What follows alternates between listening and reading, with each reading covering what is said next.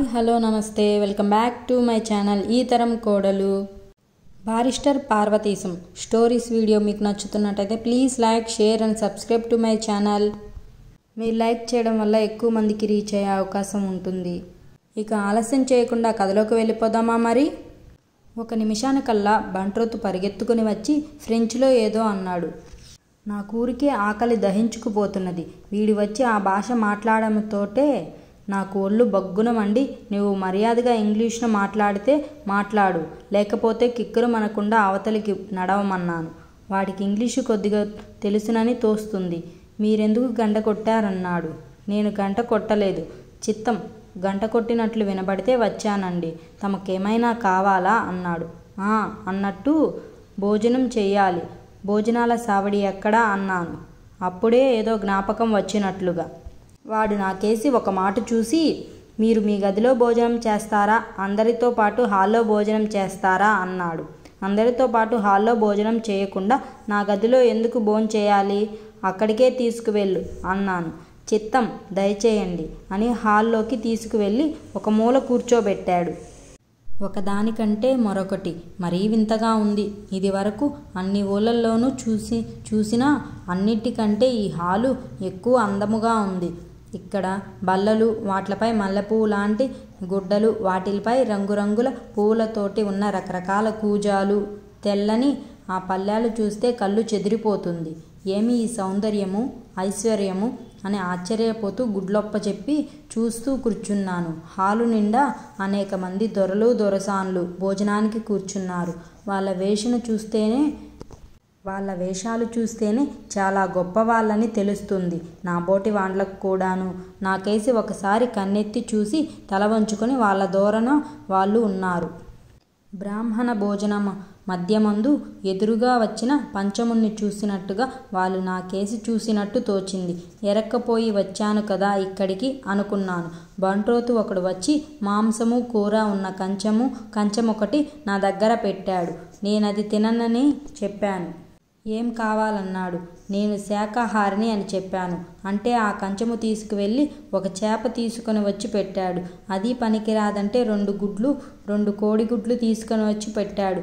ఆశ్చర్యపోతూ ఇవి సహించవని చెప్పాను.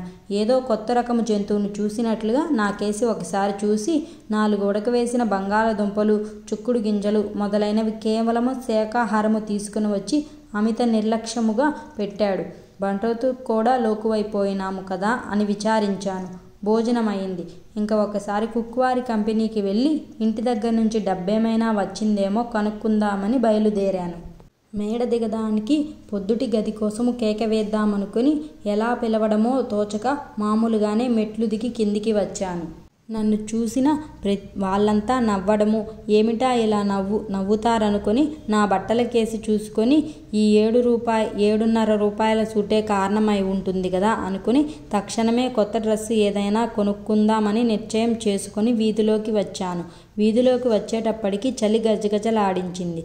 ప్లానుల సూటు అయినా చలి ఆపలేకపోయింది. ఇంత చలిగా ఉంటుంది కదా అనుకుని మళ్ళీ నా గదిలోకి వచ్చి పోర్టు సైడ్లో కొన్న మెడపట్టి తీసి చెవులకి మెడకి చుట్టుకొని దానిపై దొరతు టోపీ పెట్టుకొని మళ్ళీ వీధిలోకి వచ్చాను. ఇది వరకు ఎవరినైనా నన్ను చూస్తే కొంచెం చాటుగా నవ్వుతుండేవాళ్ళు. ఇప్పుడు ప్రతి వాళ్ళు నా ముఖం చూడడం, పక్కున నవ్వడం, చక్కా పోవడమును. వెడుతుంటే వెనకాల 25-30 మంది కుర్రవాళ్ళు ఈలలు వేస్తూ నవ్వుతూ వెంబడించారు. నా అదృష్టం వల్ల కుక్వారి కంపెనీ హోటలుకు చాలా సమీపంలోనే ఉంది. లోపలికి వెళ్ళగానే అక్కడి గుమస్తాలు విరగబడి నవ్వడం మొదలుపెట్టారు.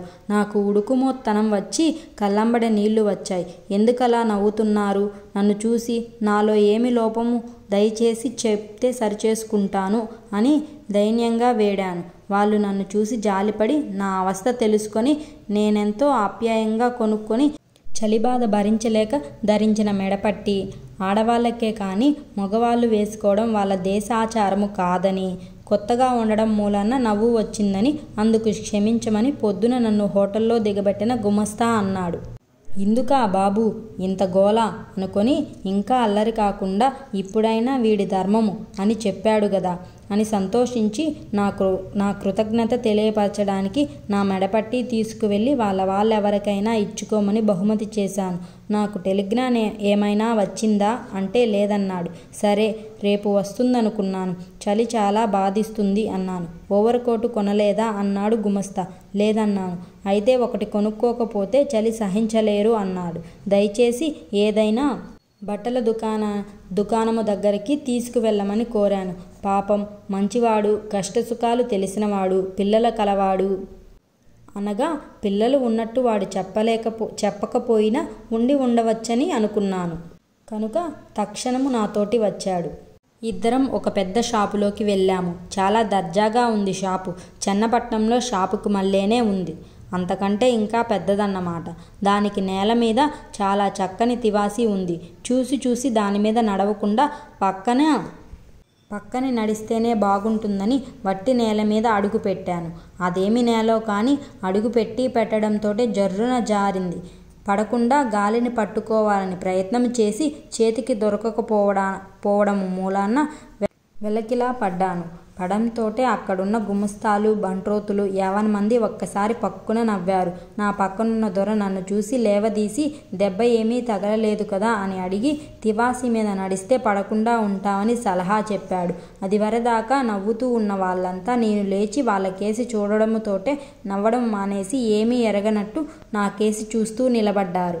నాతోటి వచ్చిన దొర నాకొక కొత్త సూటు, దుంగలాంటి ఓవర్ కోటు కొనిపెట్టారు. అవి అక్కడే తొడుక్కున్నాను. ఇంటి దగ్గర నుంచి తెచ్చుకున్న సూటుకి దీనికి ఎంత తేడా ఉంది. ఇది వరకు నేను తొడుక్కున్న సూటు చూసి నవ్వారంటే నవ్వరు. చలి బాధ కూడా చాలా తగ్గింది. బట్టలైతే బాగానే ఉన్నాయి. కానీ ఖరీదు చూస్తే మటుకు ఇంత చూసిన వాణ్ణి. నాకే ఆశ్చర్యమైంది. అక్కడ నుంచి నేను, కుక్కువారి గుమస్తా ఊరు చూద్దామని బయలుదేరాము. ఆ పట్టణ సౌందర్యము, మేము చూసిన వింతలు వర్ణించాలంటే భారతమంత గ్రంథమవుతుంది. నేను దేశాంతరమందు చూసిన వింతలన్నీ వేరే ఒక పుస్తకం రాయదలుచుకున్నాను. పైగా స్వీయ చరిత్రలో వర్ణనాంశాలు విశేషంగా ఉండకూడదని అవేమీ ఇందులో వ్రాయడం లేదు. కానీ ఒక సంగతి మటుకు ఇక్కడ రాయబుద్దవుతోంది. మేము చూసిన వాటిల్లో కల్లా గమ్మత్తుది అద్దాల మేడ ఒకటి. అందులో అన్నీ పెద్ద నిలువుటద్దాలు. అద్దాలంటే మామూలు అద్దాలు కాదు. మామూలువైతే గమ్మత్తేముంది? ఈ అద్దాల తమాషా ఏమిటంటే ఒక అద్దంలో మనిషి మామూలుగా కనబడతాడు. ఒకదానిలో అసలు కంటే 4 రెట్లు ఎక్కువ లావుగా కనబడతాడు. ఇంకో దాంట్లో సన్నగా చిక్కి శల్యమైనట్లుంటాడు. ఒక దాంట్లో కంట్లో పాపలా కనపడ్డట్టే బుల్లి బొమ్మలా కనబడతాడు. ఇంకో దాంట్లో చూస్తే ఒక ఫ్లరంగు పొడుగున్నట్లు ఉంటాడు. ఇలా ఎన్ని రకాలు! మాతోటి కూడా ఇంకో లావాటి దొర, ఒక సన్నని దొరసాని, అతని భార్య అని తోస్తుంది. చూడ్డానికి వచ్చారు. ఆ దొర అద్దాల్లో మరీ గమ్మత్తుగా ఉన్నాడు. ఆ దొరసాని ఒకటే నవ్వడం. వాళ్ళను చూస్తే నాకు నవ్వు వచ్చింది. మేమిద్దరం నవ్వుతుంటే దొరకి ఉడుకుమోత్తనం వచ్చింది అని కనిపెట్టి నేను చల్లగా అవతలికి నడిచాను. అక్కడి నుంచి నిమ్మలంగా హోటల్కి చేరుకున్నాము. నాతో ఉన్న దొర ఉదయాన్నే దర్శనం చేస్తానని గుడ్ నైట్ చెప్పి చక్కా పోయినాడు. నేను నా గదికి వెళ్ళాను. కానీ ఆ దొర మర్యాద చూస్తే మటుకు నాకు మహా ఆశ్చర్యంగా ఉంది. మన దేశం వస్తే వాళ్ళు ఎంతటి వాళ్ళను లక్ష్య పెట్టరు. ఇక్కడ వాళ్ళంతా నన్ను ఒక చిన్న జమీందారును చూసినట్టే చూస్తున్నారు.